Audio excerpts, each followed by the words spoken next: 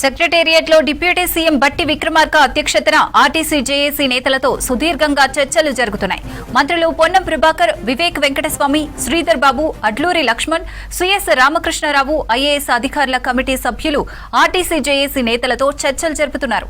సమావేశం ప్రారంభం కాగానే ఆత్మహత్య చేసుకున్న Narsampet RTC depot driver Shankar Goud కు సంతాపం వ్యక్తం చేస్తూ 2 నిమిషాలు శ్రద్ధాంజలి ఘటించిన మంత్రులు, అధికారులు, జేఏసీ నేతలు ఆర్టీసీ కార్మికుల ప్రధాన డిమాండ్లపై చర్చిస్తున్నారు మంత్రులు.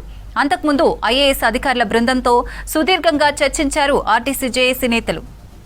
రైట్, ఇదే అంశానికి సంబంధించి మరిన్ని డీటెయిల్స్ సెక్రటేరియట్ నుంచి యాదగిరి అందిస్తారు. యాదగిరి, ఆర్టీసీ జేఏసీ నేతలతో మంత్రుల చర్చలకు సంబంధించి అప్డేట్స్ ఏంటి?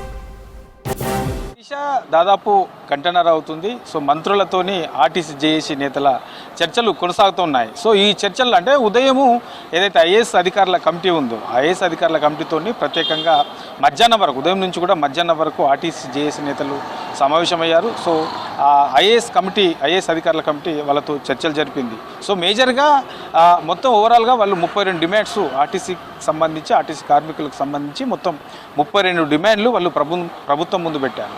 సో అందులో ఏదైతే ఇది మేనిఫెస్టోలో పెట్టారో, ఎలక్షన్ టైంలో మేనిఫెస్టోలో పెట్టారో వాటిని పూర్తి స్థాయిలో అమలు చేయాలని చెప్పేసి జేఏసీ నేతలు పట్టుబడుతున్నారు. దాంతోపాటు ఇక ఆర్టీసీకి సంబంధించి ప్రభుత్వంలో విలీనం చేయడం, తర్వాత వేతన సవరణ, దీంతోపాటు యూనియన్కి సంబంధించి కూడా మళ్ళీ వాటిని పునరుద్ధరించాలని చెప్పేసి ప్రధానంగా ఈ డిమాండ్లతోని వాళ్ళు మేజర్గా ఈ డిమాండ్ల మీదనే అధికారుల కమిటీకి కూడా వాళ్ళు జేఏసీ నేతలు అధికారుల కమిటీతో చర్చించినప్పుడు అవి వాళ్ళ ముందు పెట్టారు. సో ఇది మధ్యాహ్నం జరిగినటువంటి చర్చలు. ఇక మధ్యాహ్నం తర్వాత మంత్రుల కమిటీతోనే ప్రత్యేకంగా జేఏసీ నేతలు సమావేశమయ్యారు.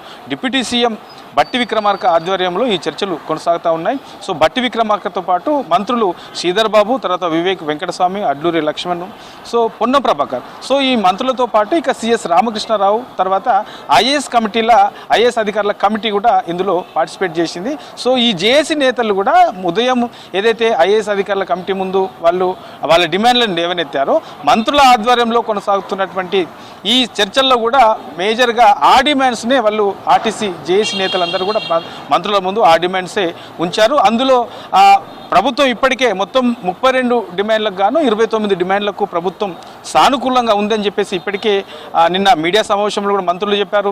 తర్వాత మిగతా మేజర్గా ఉన్నటువంటి 3 డిమాండ్ల విషయంలోనే ఎక్కువగా కొంత ఈ చర్చలు అయితే జరుగుతున్నట్టు తెలుస్తూ ఉన్నది. అయితే ఇవాళ మధ్యాహ్నం వరకు ఐఏఎస్ అధికారుల కమిటీ ఆధ్వర్యంలో జరిగినటువంటి చర్చల్లో మేజర్గా ఈ 29 డిమాండ్లు ప్రభుత్వం అనుకూలంగా ఉన్నది అని చెప్తున్నప్పటికీ అందులో ఏ డిమాండ్లకు సంబంధించి ఎప్పుడు పరిష్కరిస్తారు, ఏ డిమాండ్లను పరిష్కరించే అవకాశం ఉంటుంది అనే దాని మీద పూర్తి స్థాయిలో కొంత ఆర్టీసీ కార్మికులకు నమ్మకం కలిగే విధంగా దాని మీద కొంత భరోసా ఇవ్వాలనే కొన్ని అభిప్రాయాలు కూడా ఆర్టీసీ జేఏసీ నేతల నుంచి వచ్చాయి. కాబట్టి సో వాటన్నింటి కూడా మంత్రులకు, ఈ ఐఏఎస్ కమిటీకి సంబంధించినటువంటి అధికారులందరూ కూడా మంత్రులకు బ్రీఫ్ చేశారు. ఆ తర్వాత మధ్యాహ్నం నుంచి కూడా ఈ కమిటీ ఆధ్వర్యంలో తర్వాత మంత్రులు, తర్వాత ఆర్టీసీ జేఏసీ నేతలు, సో వీళ్ళందరూ కలిసి కూడా చర్చలు కొనసాగుతూ ఉన్నాయి. కాబట్టి దాదాపు గంటన్నర అవుతుంది ఈ చర్చలు కొనసాగుతూ ఉన్నాయి. సో సాయంత్రం వరకు అంటే మరికొద్ది సేపట్లోనే దీనికి సంబంధించి మరి ఆర్టీసీ జేఏసీ నేతలు ఏ డిమాండ్లకు వాళ్ళు ఒప్పుకునే అవకాశం ఉంటుంది, తర్వాత ప్రభుత్వం కూడా ఎలాంటి డిమాండ్లను పరిష్కరిస్తామని చెప్పేసి వాళ్ళకు హామీ ఇచ్చే అవకాశం ఉంటుంది. ఇక 3 ప్రధాన డిమాండ్లు అయినటువంటి ఈ ఆర్టీసీని ప్రభుత్వంలో విలీనం చేయడం, తర్వాత ఈ ఏదైతే సంఘాలు ఉన్నాయో కార్మిక సంఘాలకు సంబంధించి మళ్ళీ వాటిని పునరుద్ధరించడం, వీటితో పాటు ఇక వేతన సవరణకు సంబంధించి మరి ఈ 3 డిమాండ్ల విషయంలో జేఏసీ నేతలు ఎట్లా స్పందించే అవకాశం ఉంటుంది. ఇవి కాకుండా మిగతా 29 డిమాండ్లకు సంబంధించి కూడా మరి ప్రభుత్వం వాళ్ళకి ఏమి భరోసా ఇచ్చే అవకాశం ఉంటుంది, ఆ విషయంలో ఆర్టీసీ జేఏసీ నేతలు మరి సానుకూలంగా స్పందిస్తారా లేదా, మరి ఇప్పటికే 3 రోజులు ఈ సమ్మె 3వ రోజు కొనసాగుతుంది. కాబట్టి ఇక నిన్న కూడా చూసాం కొంత అక్కడక్కడ ఉద్రిక్త పరిస్థితులు కూడా నెలకొన్నాయి. ఇవాళ ఉదయం నుంచి కూడా ఈ ఎక్కడ చూసినా కూడా మేజర్గా మనకు వరంగల్ లాంటి ఏరియాలో కొంత అక్కడ ఈ ఉద్రిక్త సిచ్యువేషన్ కూడా కనబడతా ఉన్నది. కాబట్టి వీటన్నిటిని దృష్టిలో పెట్టుకొని సో ముందు నుంచి కూడా ప్రభుత్వం ఆర్టీసీ కార్మికులకు సంబంధించినటువంటి సమస్యల విషయంలో మేము సానుకూలంగానే ఉన్నాము.